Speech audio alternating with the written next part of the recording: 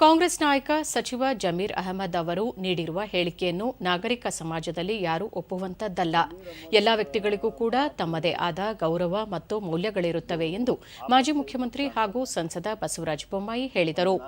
ಬೆಂಗಳೂರಿನಲ್ಲಿಂದು ಸುದ್ದಿಗಾರರೊಂದಿಗೆ ಅವರು, ಕಾಂಗ್ರೆಸ್ ಸರ್ಕಾರ 40% ಕಮಿಷನ್ ಮಾಡಿದ್ದ ಆರೋಪ ಈಗ ಸುಳ್ಳು ಎಂದು ಸಾಬೀತಾಗಿದೆ. ಈ ಬಗ್ಗೆ ವಿರೋಧ ಪಕ್ಷದ ನಾಯಕರು ಮತ್ತು ಬಿಜೆಪಿ ರಾಜ್ಯಾಧ್ಯಕ್ಷರು ಈಗಾಗಲೇ ಮಾತನಾಡಿದ್ದಾರೆ. ಉಪಚುನಾವಣೆ ಉತ್ತಮವಾಗಿ ನಡೆದಿದ್ದು, ಫಲಿತಾಂಶಕ್ಕಾಗಿ ಇದೇ 23ರವರೆಗೂ ಕಾದು ನೋಡಬೇಕಿದೆ ಎಂದು ಪ್ರಶ್ನೆಗೆ ಉತ್ತರಿಸಿದರು.